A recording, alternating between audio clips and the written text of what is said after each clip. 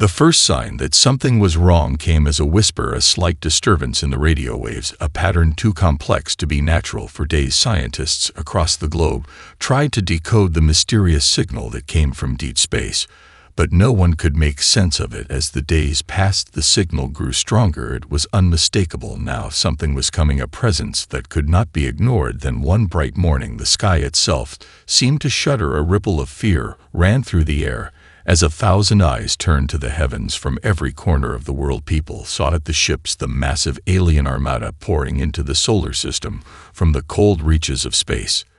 The news spread faster than fire. As the world's military leaders scrambled to respond, the governments met in emergency sessions trying to formulate a plan, but it was too late. Earth was no longer the quiet little planet in the corner of the galaxy. The mighty Zorithian fleet was already on its way, and the first wave hit without warning. The alien ships were like nothing humanity had ever imagined. They were enormous dark shapes, blotting out the sun. Each one seemed to pulse with some otherworldly power. Their weapons glowed with an energy that defied human understanding. Without hesitation, the Zorithians began their attack. Their ships unleashed waves of destruction across major cities around the world. New York, London, Tokyo were all hit first. Entire blocks vanished in an instant, reduced to rubble by weapons the humankind had no defense against. Global communications faltered under the pressure of the invasion. As the first casualties mounted, humanity was forced to watch helplessly as their cities burned one after another. They had prepared for war, but not for this, not for something so far beyond their understanding. As chaos reigned across the planet, a quiet voice cut through the panic. Evelyn Drake, a former astrophysicist turned recluse, had been studying the stars for years. Though she lived far from the world's capitals, she noticed something. The alien ships seemed to follow a predictable pattern. Their movements were too precise, their attack strategy too coordinated. It was almost as if they were playing a game, and Earth was nothing more than a pawn. Drake knew this kind of thinking wasn't typical of military minds, but she also knew it was the key to finding a weakness in their attack. Somewhere there had to be something humans could grasp, something they could turn into an advantage. So she began working feverishly from her isolated lab to unravel the mystery of the alien technology and their tactics, unaware that in the chaos of the world's greatest invasion, her discoveries might be humanity's last hope. All across the globe, people were desperate. Governments, military forces, civilians.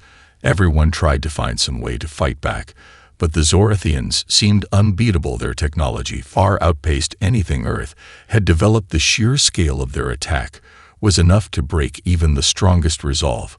But amidst the desperation, one thing became clear: humans might be outmatched, but they would never go down without a fight. The spark of resistance was already beginning to take hold. Evelyn Drake had always believed that the key to understanding the universe lay in patterns. She had spent years studying the stars and mapping out the movements of celestial bodies, but now the problem she faced was far more immediate than anything in her research. She wasn't dealing with stars or planets anymore. She was trying to decode an alien threat that had arrived at Earth's doorstep, and it was unlike anything she had ever imagined. From her small lab far from the chaos of the world's capitals, she pored over the data from the alien invasion. There was something about the way the ships moved that intrigued her. They didn't act like typical invaders. There was precision to their movements, almost as if they had been designed for something specific, as if they were programmed to execute a strategy.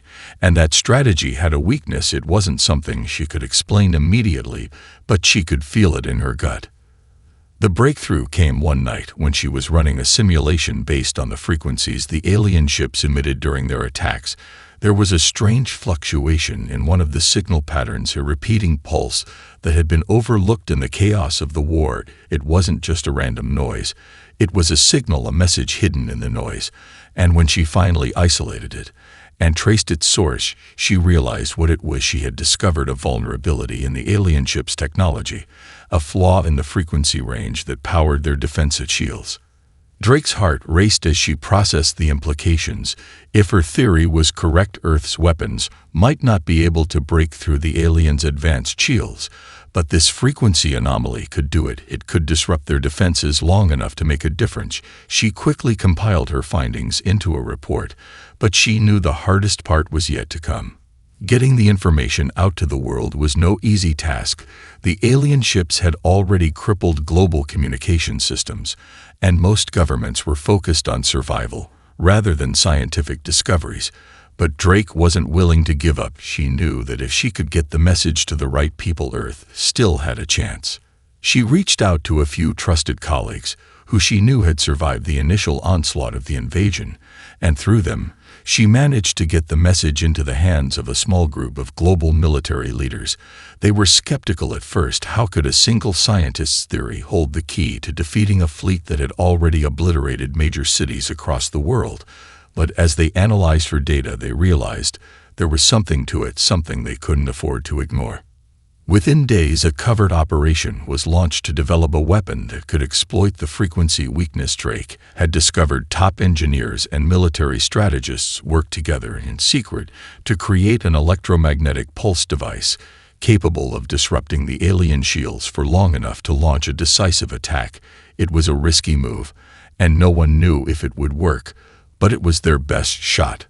As the days passed and the alien fleet continued its assault, Earth's leaders began to realize something else. Humans were not as helpless as they had once thought. They weren't just survivors.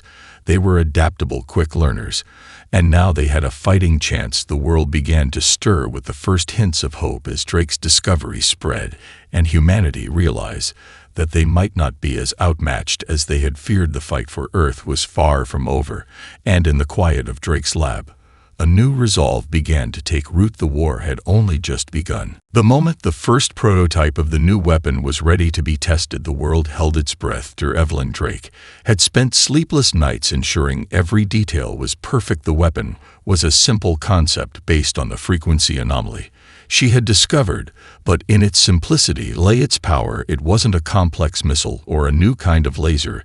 It was a device designed to emit a pulse of electromagnetic radiation at the exact frequency that would disrupt the alien shields. And for the first time since the invasion had begun, humanity felt a flicker of hope. The first test took place in the Pacific Ocean, off the coast of California. A small fleet of human warships had been refitted with the new device, and they were ready to engage the aliens in the open waters. A lone Zorathian scout ship was targeted as the first test subject. The pulse was fired, and for a moment nothing happened. But then the alien ship's energy shield flickered and sputtered before collapsing completely. The Zorathian vessel was left vulnerable, and human fighters immediately moved in for the kill. Within seconds, the scout ship was destroyed. News of the successful test spread like wildfire across the globe. People couldn't believe it. The invincible aliens had a weakness, and humanity had found it. The world's military leaders scrambled to deploy the technology to every corner of the planet. And for the first time in months, the momentum began to shift. Earth's forces started to strike back.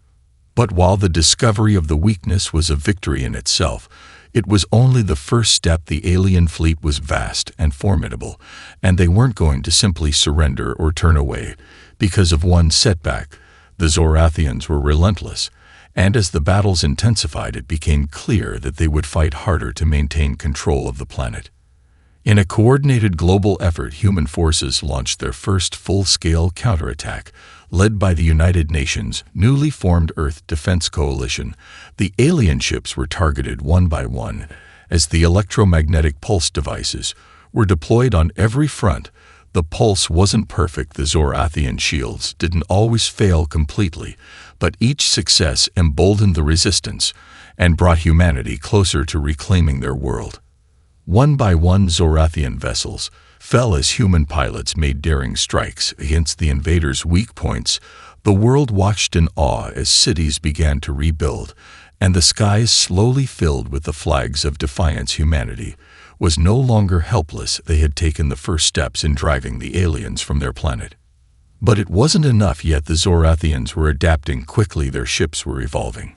reinforcing their defenses as they learned from each battle Earth's forces needed more than just a weapon that could breach their shields. They needed to go further. They needed to hit the heart of the alien armada to truly have a chance at victory.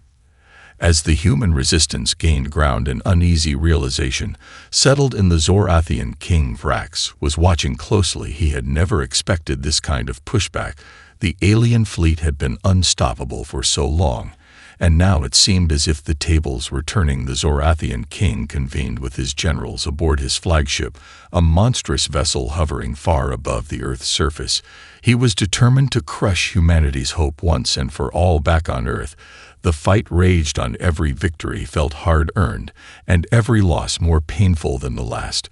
But now there was something new in the air, a feeling that humanity was not only capable of fighting back, but of winning. And as the alien ships began to retreat for the first time in months, the world's population dared to believe in the possibility of victory. King Vrax sat in the darkened command center of his flagship, staring at the holographic display of Earth below him. His eyes burned with anger as he watched the human resistance grow stronger. Every day the humans were fighting back in ways that shocked him. Their adaptability was unlike anything he had ever encountered before. He had underestimated them. And now he was paying the price. His fleet had lost ships and resources at an alarming rate. But he would not let this rebellion continue, not while he still had the power to crush it. The first wave of attacks had been easy. Humanity had been too slow to react to the overwhelming might of his fleet, but now they had developed weapons capable of disrupting his shields, and his command structure was starting to break down one by one. His generals came to him with reports of new human strategies, tactics that weren't just reactive but innovative. The humans were beginning to think like him. They were becoming more than just a nuisance. They were becoming a threat. Vrax slammed his fist on the console before him, his hands clenched around the armrests of his throne-like chair. He would not allow Earth to slip through his grasp, not when so much was at stake. The Zorathian Empire depended on the resources of this world, its energy, its minerals, and its people. They had to be brought under his control, no matter the cost. He gave the order to deploy the next phase of the invasion. The Zorathians had a secret weapon, a colossal dreadnought known as the Vulnora. It was the largest and most powerful warship in the entire fleet, capable of laying waste to entire continents in a single strike. Vrax had kept it in reserve, hoping to use it as a last resort. But now the time had come. He would use the Vulnora to crush the human resistance once and for all. The dreadnought was a terrifying sight to behold. Its dark metal hull stretched for miles, and its weapon systems were unmatched in power. The Vulnora was equipped with planet-destroying energy cannons and an array of drones that could wipe out cities in seconds. The human forces had no chance of stopping it, and once it reached Earth's surface, nothing would remain but ashes.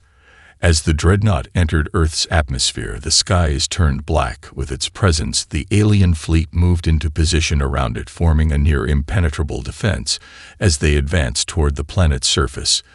Every human military force was put on high alert, but despite their efforts, it was clear that nothing they had could stop the Vulnora. The alien king was ready to make his final strike. The world's leaders gathered in underground bunkers and makeshift command centers. As they watched the massive alien ship descend toward their capital cities, the air was thick with fear. For the first time since the invasion began, humanity had nowhere to hide, nowhere to run from the wrath of the Zorathian Empire. The dreadnought's weapons were designed for one purpose only: to utterly annihilate, and King Vrax was determined to see that purpose fulfilled. On the ground, military units prepared for the worst. Civilians were evacuated and underground bunkers filled to capacity as humanity braced for the inevitable. But even as they faced the overwhelming might of the Zorathian fleet, there was still something inside them that refused to give up. They had already fought back once, and now, in the face of certain destruction, a new resolve began to form across the globe. Humanity would not go down without a fight. As the Vulnora descended into Earth's atmosphere, the world held its breath. The massive dreadnought loomed over cities, its shadow stretching across the globe like a blanket of despair. But in the face of certain destruction, something unexpected began to happen. Humanity did not cower in fear. Instead, they united in ways never before seen. Countries, once divided by borders and ideologies, now stood together with a single purpose to fight for the survival of their home. The call to action went out across every nation, and in every corner of the earth, people responded. Scientists, engineers, soldiers, and civilians all worked side by side to form a resistance unlike any other. The Unified Earth Defense Coalition, UEDC, was born from the chaos, and it was a force powered not just by military strength, but by a common will to survive.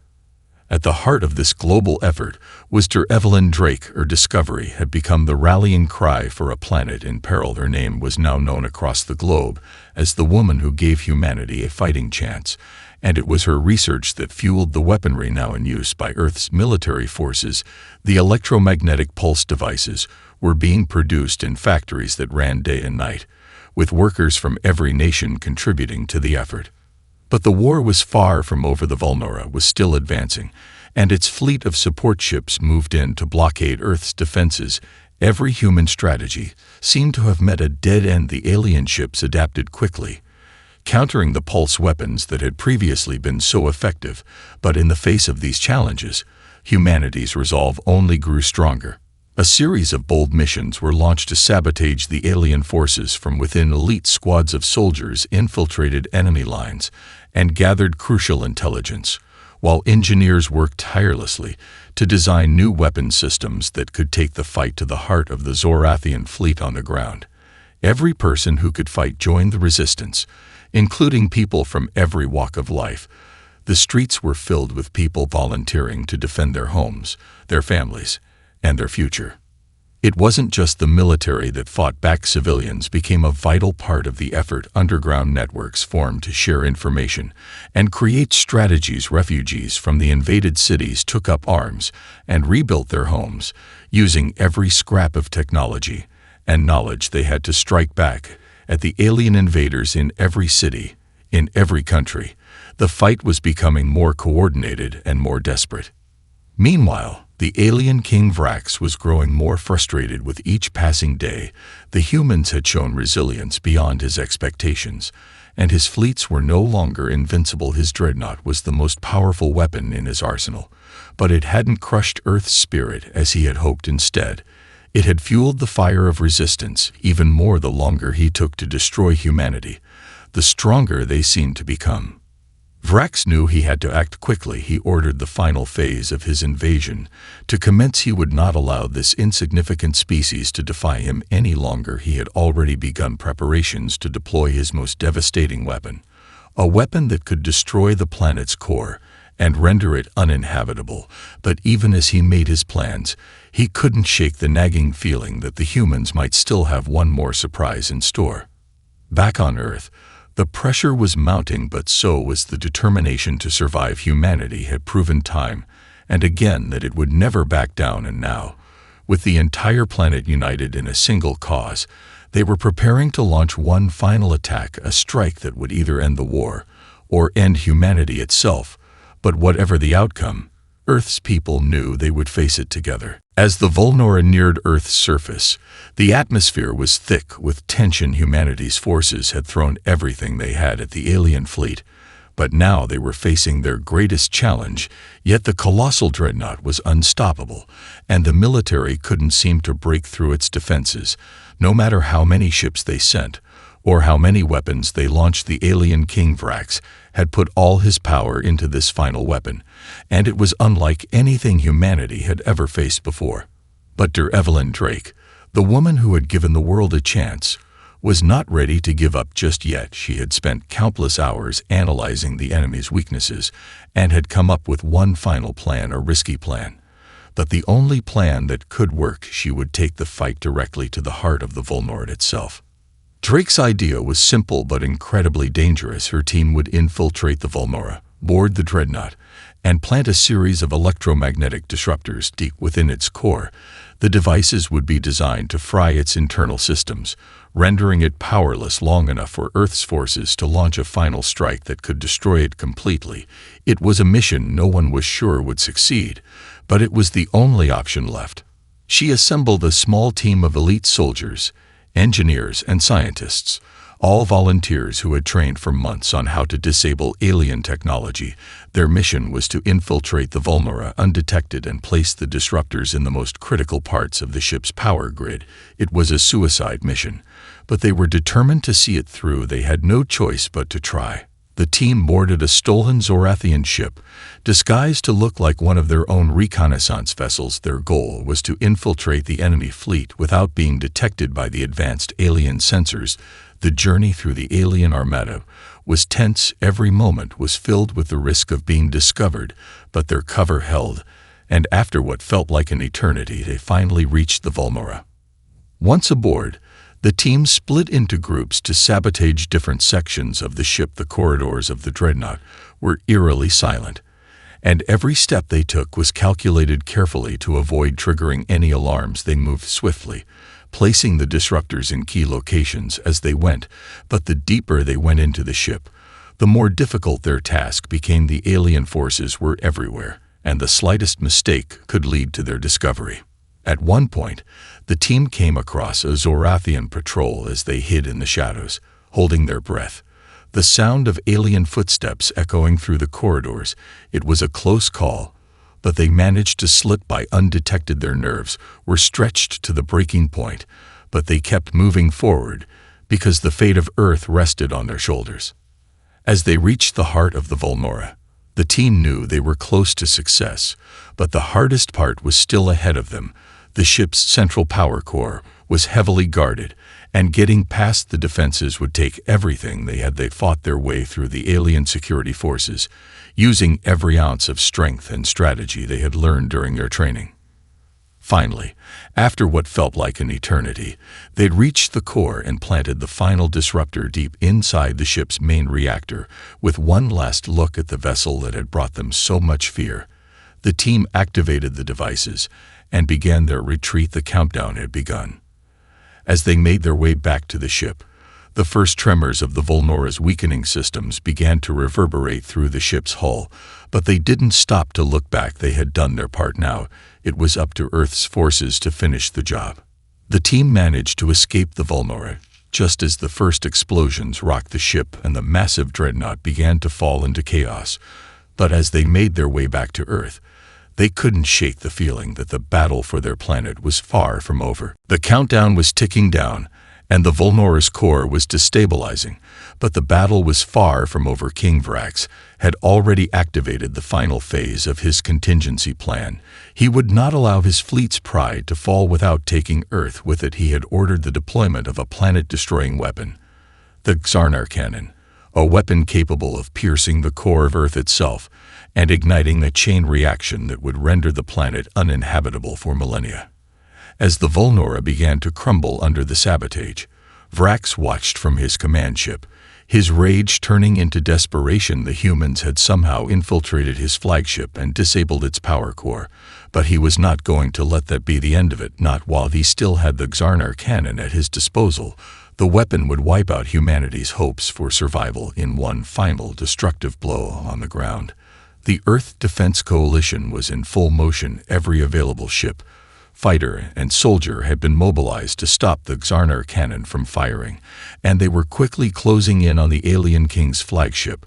But the road ahead was perilous as the last remnants of the Zorathian fleet were regrouping for a final desperate defense.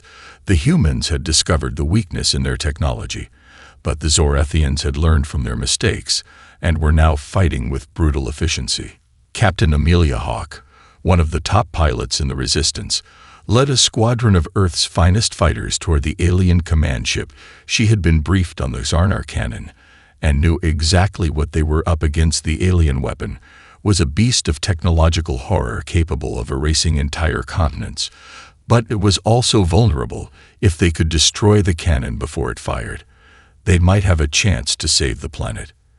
The attack on the alien flagship began with a flurry of gunfire and explosions as Earth's fighters swarmed the skies above the command ship. Hawke's squadron led the charge, taking out enemy drones and fighter ships, while avoiding the powerful energy blasts that erupted from the Zorathian defenses. The Xarnar Cannon was located in the heart of the flagship, and they needed to get close enough to disable it.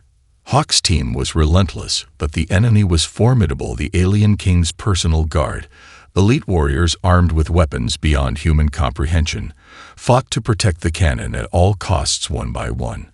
Earth's pilots took heavy losses as the battle raged on, but Hawk's determination only grew stronger with every fallen comrade she pushed forward, determined to stop the weapon before it could unleash its fury.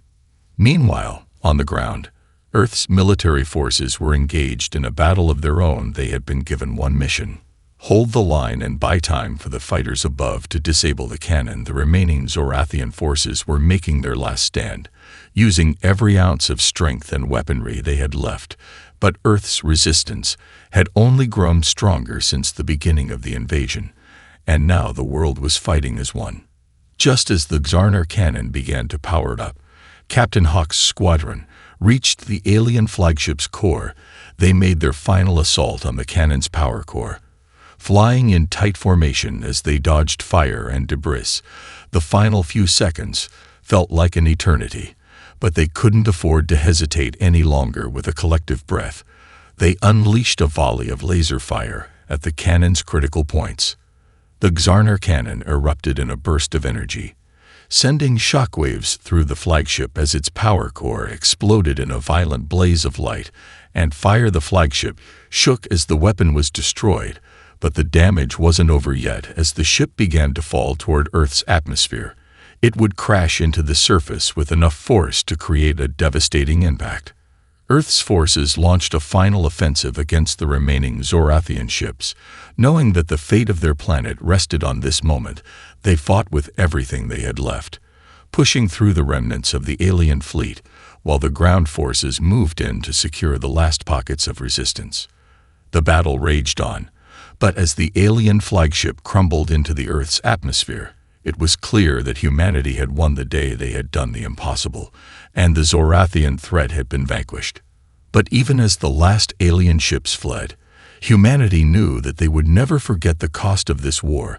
The scars of battle would remain, but so would the spirit of resistance, the strength of unity, and the enduring hope that nothing could ever defeat the human will to survive. The Earth was scared but alive. The sky, once darkened by the looming presence of alien ships, now slowly began to clear as the remaining Zorathian forces retreated into space. Humanity had emerged victorious against a seemingly unstoppable enemy, but the cost had been high. Entire cities lay in ruin, and the planet had been pushed to the brink of annihilation.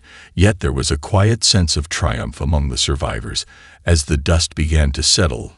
In the wake of the battle, the world had to rebuild, but more importantly, humanity had to heal. The people who had fought so fiercely to defend their world now had to come together to restore what had been lost. Governments, once fractured by war, found new unity in the aftermath of the invasion. Global leaders worked together to establish a new order where cooperation and survival were paramount. The Earth Defense Coalition, born from the fires of battle, transitioned into a peacekeeping force tasked with ensuring that humanity's recovery was swift and just. Evelyn Drake, who had unlocked the key to humanity's victory, became a symbol of hope for the world. Her discovery had saved the planet, and now she was at the forefront of rebuilding the future. She stood alongside other scientists and engineers, working tirelessly to repair the damaged infrastructure and advance technology in ways that would prevent humanity from ever facing such an existential threat again. Captain Amelia Hawke, the pilot who had led the final charge against the Xarnar cannon, became a hero to every citizen. She was a reminder that even in the darkest moments, humans could rise to the occasion. Her squadron, despite their losses, had pushed forward to defeat the Zorathian weapon, and in doing so, had paved the way for Earth's survival. Now, she worked as a leader in the rebuilding effort, helping train the next generation of pilots and soldiers who would defend the planet from any future threats. As the world came together to rebuild, there was also a growing realization that the universe was far larger and more dangerous than anyone had ever imagined. The Zorathian invasion was only one chapter in a story that was far from over, but humanity, now unified and stronger than ever, had proven something to themselves and to the universe. They were not weak, they were not helpless, they were survivors, and they would never give up. The scars of the war remained, but they were a reminder of humanity's strength, of the battles fought and won, and the sacrifices made. The world slowly began to heal, with people coming together to rebuild their homes, their communities, and their future. But even as life returned to some semblance of normalcy, there was a quiet understanding that humanity's role in the galaxy had changed forever. No longer a solitary planet at the edge of the universe, Earth had become a force to be reckoned with, and any future threats would know that humanity would fight for its survival with everything they had. The war had ended, but the story was just beginning. A new dawn had risen over the Earth, and humanity stood united in the face of whatever challenges lay ahead. As the sun broke through the clouds and bathed the world in light, the people of Earth knew that no matter what came next, they would face it together with courage, strength, and the indomitable will to survive.